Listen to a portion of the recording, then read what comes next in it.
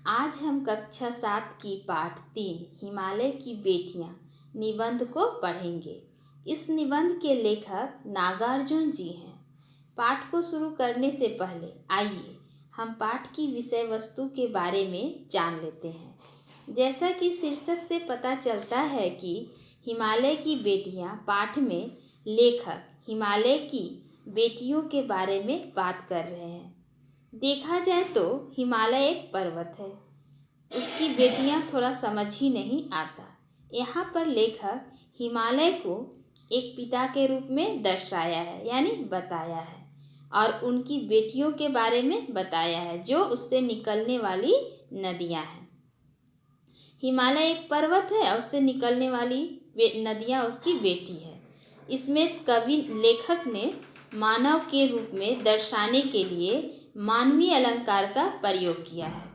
साथ में हिमालय से निकलने वाली नदियाँ जैसे गंगा, यमुना, सतलज, इन सब का मानव के रूप में वर्णन किया, तो यहाँ भी मानवीय अलंकार का प्रयोग हुआ है तथा यह भी बताया गया है कि ये सब मानव के रूप में है। हिमालय इनका पिता है और ये नदियाँ उनकी पुत्री है। तो आइए अब हम पाठ को शुरू करते हैं। लेखक ने हिमालय को पिता के रूप में बताते हुए उसकी असीम प्रेम के बारे में बताया, अगाध प्रेम के बारे में, जो कि हिमालय अपने निकलने वाली नदियों से करता है। सबसे पहले लेखक ने यह बताया है कि जब उन्होंने हिमालय पर्वत की इन नदियों को मैदानी हिस्सों में बहते देखा तो वहाँ इन्हें ये नदियाँ संभ्रांत महिला की तरह, यानी सुशील और सभ्य महिला की तरह लगती हैं, क्योंकि मैदानों में नदियाँ शांत रूप में बहती है। इन्हें देखकर लेखक के मन में नदियों के लिए माँ, बुआ या दादी जैसा भाव आता है। लेकिन क्या हुआ, एक बार लेखक हिमालय की यात्रा में गए। वहाँ जाकर उन्होंने देखा कि मैदानी भागों में शांत होकर बहने वाली नदियाँ चंचलता के साथ एकदम तेज वेग से बह रही और देखने में एक पतली सी धारा जैसी दिखती है। लेखक कहता है कि हिमालय पर्वत पर पतली सी धारा में दिखाई देने वाली नदियाँ मैदानी भागों में जाकर विशाल सा रूप ले लेती हैं और इनके अंदर इतना पानी कहाँ से आता है। जब ये नदियाँ हिमालय से निकलती है तो अपनी बाल्यावस्था में रहती है और छोटे बच्चों की तरह खेलती है, शरारत करती है और तरह तरह की बाल लीलाएँ करती है। जैसे जैसे ये आगे बढ़ती है, अपनी बाल लीला जंगलों, नालों, गहरी घाटियों आदि सभी जगह दिखाते हुए देवदार, चील आदि के जंगलों में पहुंचती है तो इन्हें अपने पिता हिमालय की याद आती है। हिमालय इनके पिता थे, अतः उन्हें भी अपनी पुत्री यानी नदियों की याद आती होगी। जैसे हर पिता अपने पुत्री को यानी बेटी को याद करता है, वैसे ही हिमालय भी करता होगा। लेकिन हिमालय की इस ऊंची ऊंची चोटियों से जाकर पूछा जाए तो कोई जवाब नहीं आता, वे मौन रहते हैं। सिंधु और ब्रह्मपुत्र ये दो ऐसी नदियां हैं जिन्हें मुख्य महानदी के रूप में माना गया है।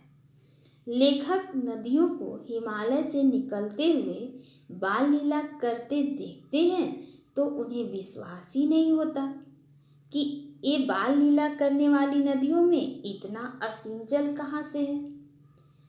लेखक बताते हैं कि इनका असीम जल हिमालय की हृदय से निकलने वाली बूंदें हैं जो बर्फ के रूप में पिघलकर उनमें मिल गई है, जिनको लेकर ये दुनिया का कल्याण करने के लिए आगे बढ़ गई है।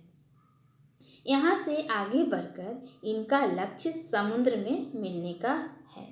लेखक कहते हैं कि समुद्र यानी सागर बहुत भाग्यशाली है, क्योंकि उसे हिमालय की इन बेटियों का हाथ थामने का मौका मिला है।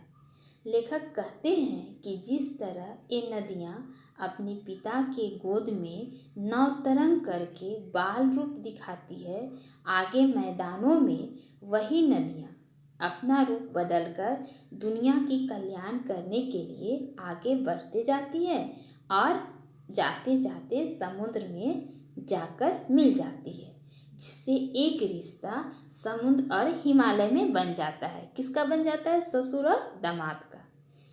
वह कहता है कि हिमालय ने अपनी बेटियों की शादी समुद्र से कर दी। ये नदियाँ अपना सब कुछ छोड़कर समुद्र में वैसे ही मिल जाती हैं जैसे शादी के बाद लड़की अपना सब कुछ छोड़कर अपने पति के घर चली जाती है। उसके बाद लेखक ने बताया है कि नदियों का मानवीकरण अलंकार जो हुआ है वह सदियों से चला रहा।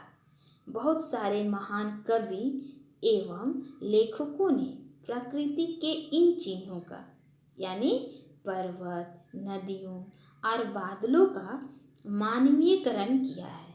इस पाठ में उन्होंने महाकवि कालिदास का वर्णन किया है, जिन्होंने अपने काव्य उनका क्या था? मेघदूत में नदियों और बादलों का मानवीकरण किया है। मेघदूत में यक्ष यक्षिणी के विरह की कहानी है। मेघदूत में एक यक्ष बादल के हाथों अपनी प्रेयसी यक्षिणी को संदेश भेजता है। वह बादल को अपना दूत बनाता है और उससे कहता है कि तुम जब संदेश लेकर जाओगे तो रास्ते में वेत्रवती नदी पड़ेगी, जिसे तुम अपने प्रेम का बलिदान देते हुए जाना। बलिदान का मतलब क्या है? यहाँ पे बादल के पास पानी है और वह बलिदान के रूप में वेत्रवती नदी को प्रेम के रूप में अपना पानी दे देगा, पानी गिरा देना, ताकि उसे तुम्हारा बलिदान मिल जाए। तो लेखक कहते हैं कि पुराने समय से ही नदियों एवं बादलों का मानवीकरण होते आ रहा है। काका कालेलकर ने आज भी इन मानवीकरण कर नदियों को माता का रूप दिया है, माता कहा है। जिस प्रकार माता बच्चों का भरण पोषण करती है, उसी प्रकार नदियाँ भी अपने रास्ते में आने वाले गांव, शहर, इंसानी बस्ती, जंगलों आदि का भरण पोषण करती है और उसके किनारे रहने वाले जीव जंतुओं का भी पालन करती है। यानी उनके जीवन का आधार कौन है? ये नदियाँ हैं, क्योंकि जल के बिना मानव का जीवन संभव नहीं है। अगर हम इतिहास पढ़ते हैं और देखते हैं तो हमें यह पता चलता है कि जितनी भी मानव सभ्यता विकसित हुई है नदियों के किनारे हुई है। जैसे सिंधु घाटी की सभ्यता जो सिंधु नदी के किनारे विकसित हुई। अगर सिंधु नदी नहीं होता तो क्या उसके किनारे कोई सभ्यता विकसित होती? इसी प्रकार अगर मिस्र की मेसोपोटामिया सभ्यता की बात करें जो नील नदी के किनारे विकसित हुई, इस प्रकार ये नदियाँ अपने किनारे बसने वाले मनुष्य, जीव जंतु सभी का पालन पोषण करती है, भरण करती है और ये सब करके वह माता की भूमिका निभाती है। इसलिए लेखक ने इन्हें लोक माता कहा है। पुराने समय से ही हम इन्हें माता कहकर पूछते हैं। जैसे हमारे देश भारत में गंगा नदी को गंगा मैया कहा गया है। अतः नदियों का मानवीकरण प्राचीन समय से लेकर वर्तमान समय तक चलता आ रहा है।